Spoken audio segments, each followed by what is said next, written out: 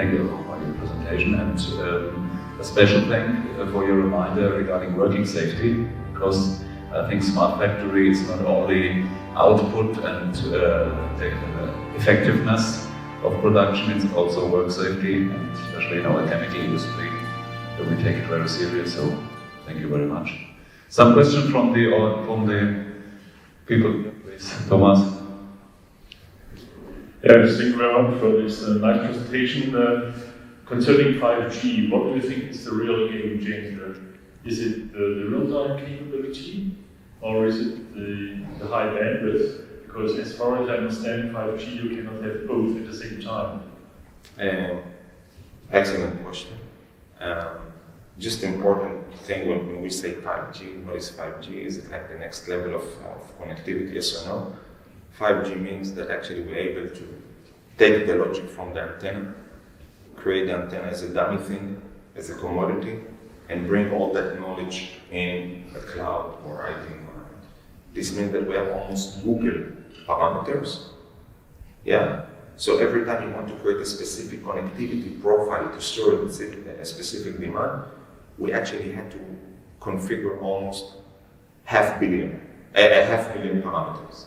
Yeah, just to give you the mindset of what does it mean. We don't want to give you that complexity. So actually, Alexander was indicating a very important thing. The imaging, the mobility had a completely different connectivity profile. And this connectivity profile sometimes cannot coexist. You have to actually create another instance because you need another connectivity profile. So actually, what is the benefit, coming back to your question? The main benefit that I see in 5G is revealing a new data set. And that is coming usually by a huge processing of video.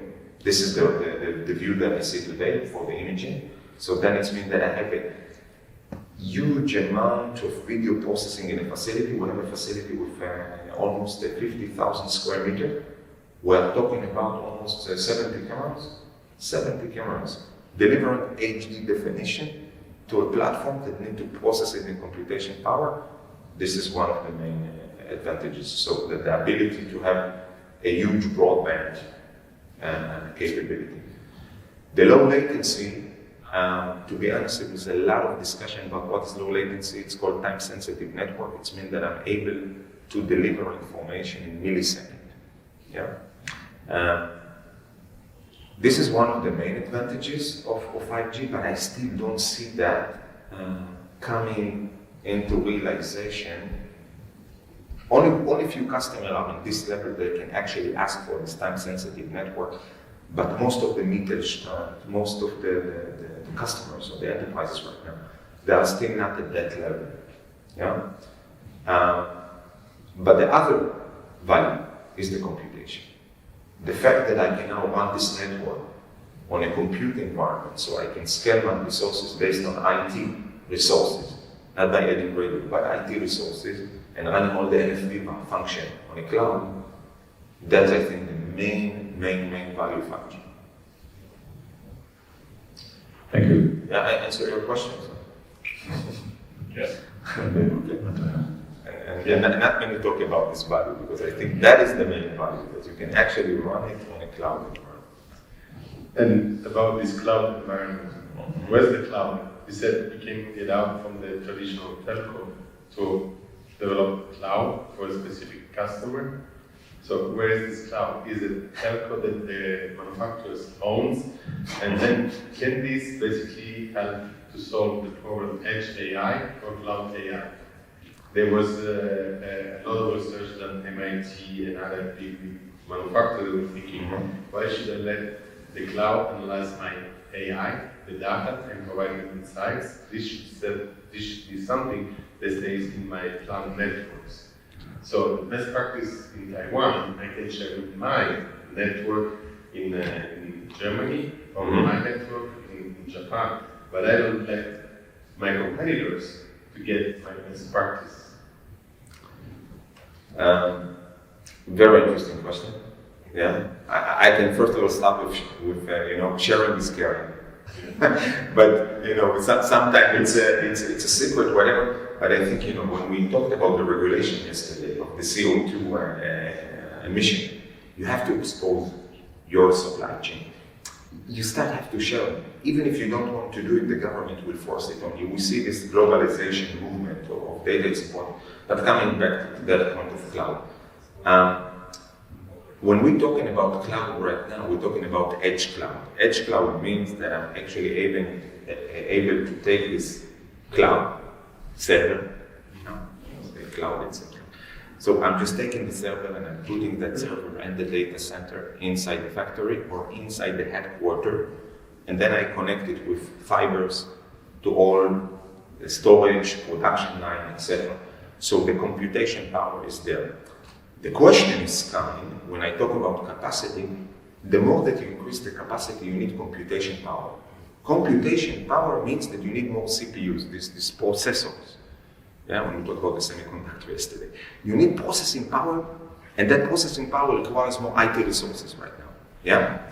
And now comes the question, are you going to do it in the specific facility because you need the high processing power and you want to keep the data there?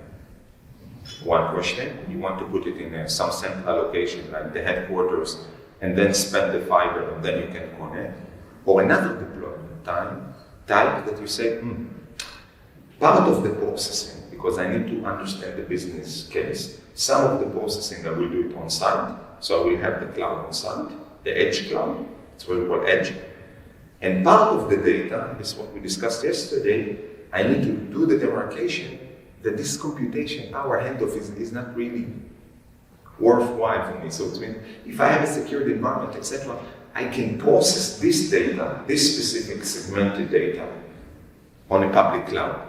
And this new technology actually enables you to reroute and control completely which cloud, which machine, which robot, which type of information you want to distribute out to processing on a cloud and coming back. Yeah. So different type of deployment. There is no one answer. You really have to drill down. Okay, one more question from the audience.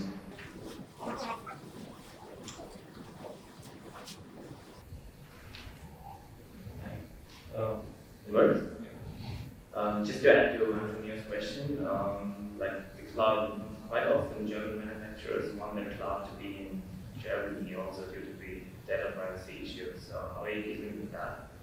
And because an open cloud, it can be passed, I don't know, the US or somewhere else, and this could be a huge problem for major manufacturers here.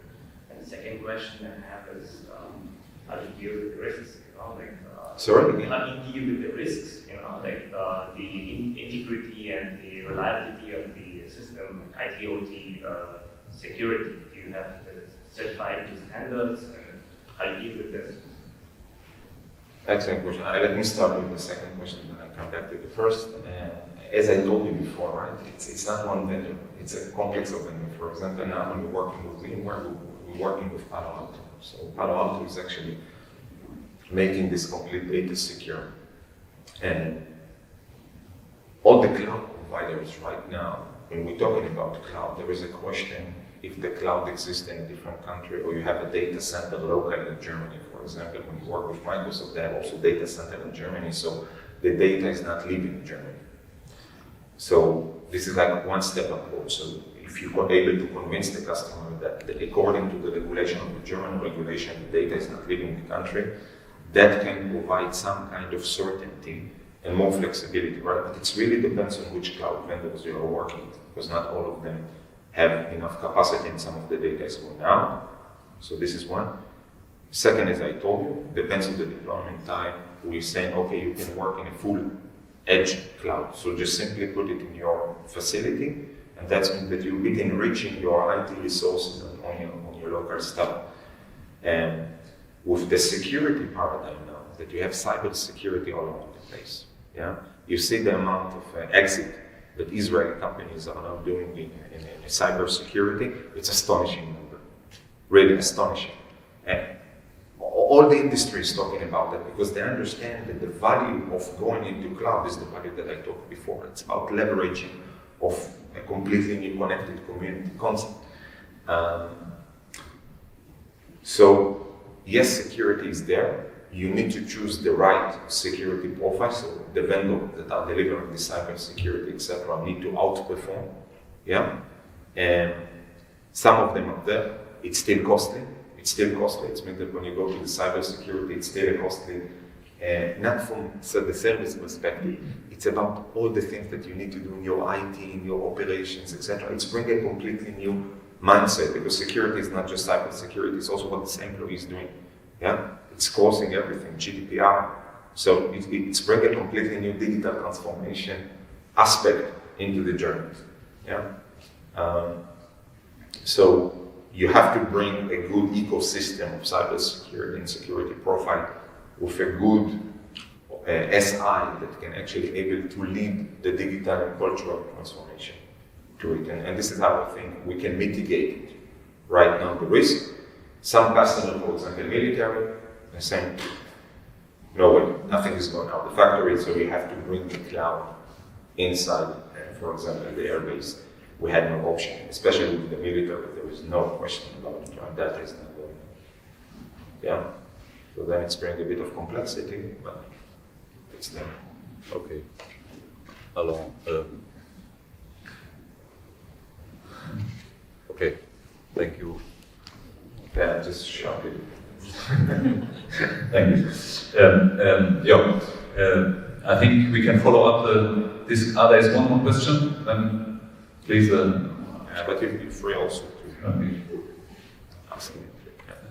You're working with 5G, so there is a coexistence with mobile phone net and your cloud network. How does your cloud network defend the attempts of access by all these mobile phones? I imagine there is a huge production plant with thousands of employees. Everybody of these will have a 5G mobile phone in, let's say, 3 or 5 years. How does the system handle this issue? Okay.